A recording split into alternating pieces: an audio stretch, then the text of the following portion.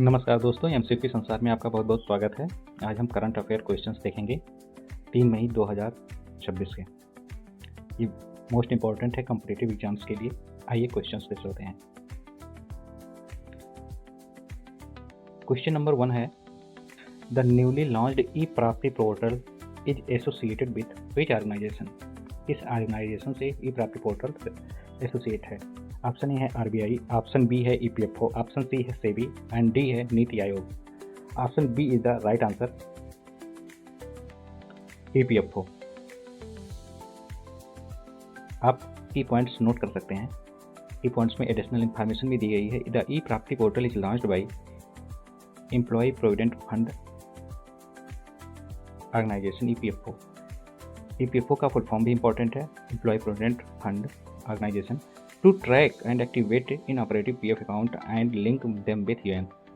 यानी track and activate उन account करना है जो इन ऑपरेटिव है पीएफ अकाउंट, और उनको यूएन से लिंक भी करना है। ये भी क्वेश्चन बन सकते हैं, तो आप इसको नोट कर लीजिए।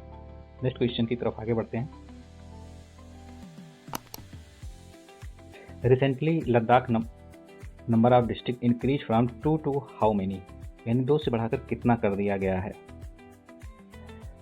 तो रिसेंटली लद्दाख के डिस्ट्रिक्ट बढ़ा के 7 कर दी गई है, यानी +5 ऐड कर दिया गया है। अब ये कौन कौन से डिस्ट्रिक्ट्स हैं? इसमें option number A is the right answer. नहीं, एक्चुअली इसमें पूछा गया है 2 टू हाउ मेनी, यानी कि 2 से बढ़ाकर कितना किया गया है, यानी सी इज द राइट आंसर। आप इस चीज़ का ध्यान रखेंगे कि आपसे सिली मिस्टेक ना हो। क्वेश्चन क्या पूछ रहा है, आंसर आपको वही देना है।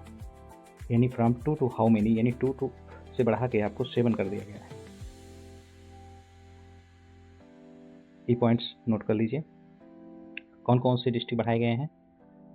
ये 5 डिस्ट्रिक्ट हैं, Nubra, Sham, Changthang, Zanskar, Drass. Were created increasing total district from 2 to 7। 2 से बढ़ा के 7 बढ़ा कर दिया गया है। नेक्स्ट क्वेश्चन की तरफ आगे बढ़ते हैं। According to the SIPRI report 2025, India ranks which position in global military expenditure. Global military expenditure में इंडिया का कौन सा रैंक है, ये आपको बताना है।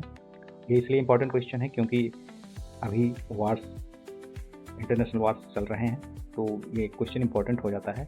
इसमें आपको इंडिया की रैंक बतानी है, ग्लोबल मिलिट्री एक्सपेंडिचर, यानी कि मिलिट्री के ऊपर इंडिया कितना खर्च करता है उस पर। ए है 3rd, B 4th, C 5th, D 6th। Right answer is the C, option is the right answer.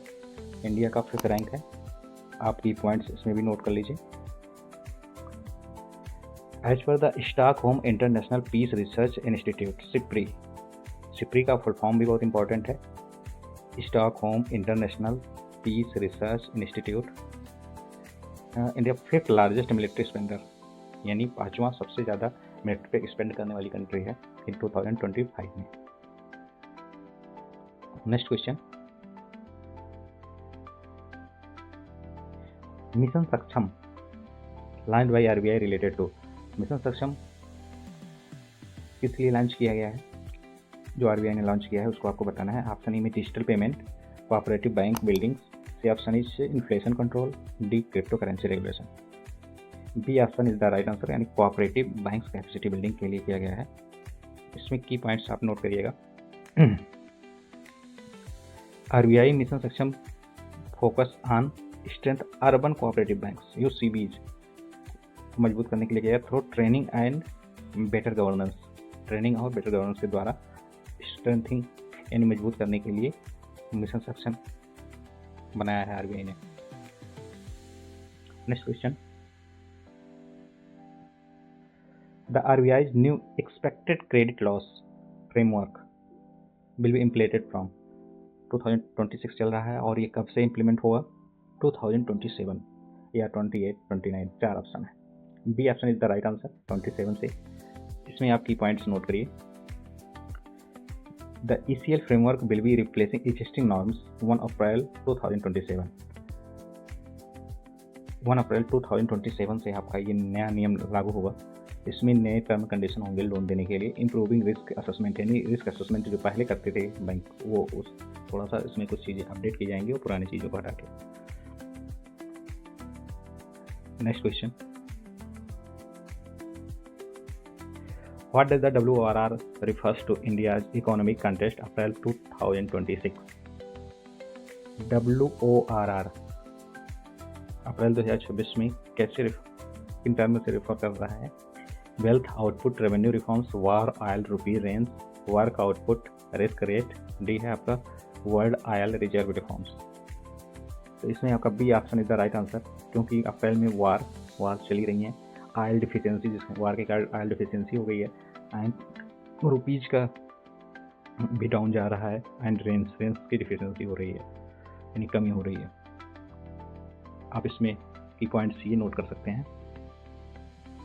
India facing 4 simultaneous risk, war geopolitics में, and oil price rises, rupees depreciation, and weak range monsoon. ये सारी चीज़ें आपको April month में देखने को मिल रही हैं। नेक्स्ट क्वेश्चन,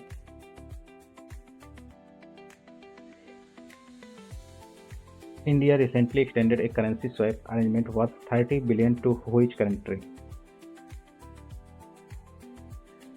किस कंट्री से स्वैप अरेंजमेंट हुआ है आपका करेंसी का?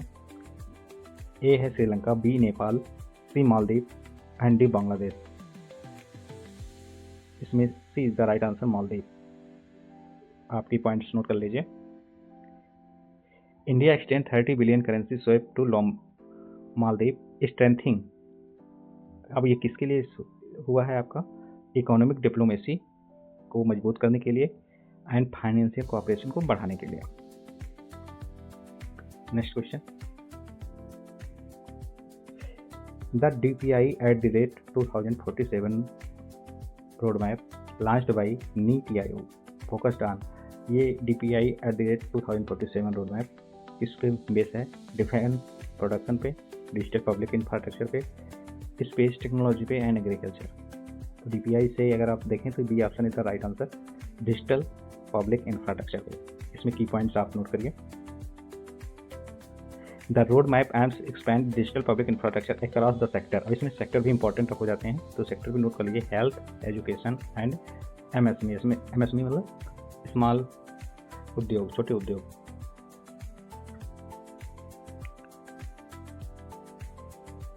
नेक्स्ट क्वेश्चन,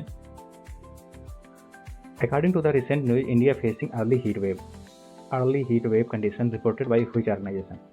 अप्रैल में जो हीट वेव चली हैं उसके किसने रिपोर्ट किया है? कौन से ऑर्गेनाइजेशन? इसरो ने, IMD ने, नीति आयोग ने, यूनिप ने। B is the right answer, IMD ने। इसमें की पॉइंट्स आप नोट करेंगे। सबसे पहले तो आप IMD का फुल फॉर्म नोट करिए, India meteorological department. Reported early intense heat wave in April 2026 indicating severe summer ahead, यानी कि अनुमान लगाया कि आने वाला समर काफ़ी गर्म होने वाला है। ठीक है दोस्तों, आज का सक्सेस मंत्र आप देख लीजिए। Success usually comes from to those who are too busy to looking for it, Henry David Thoreau. यानी जो लोग लगातार मेहनत करते हैं, अपने काम पर ध्यान देते हैं, उनके पास सफलता अपने आप आ जाती है। यानी आपको केवल फोकस कहाँ करना है? लगातार मेहनत पे, तो सफलता अपने आप पास, यानी कंसिस्टेंसी इज द मेन की for success. Thank you so much, have a nice day.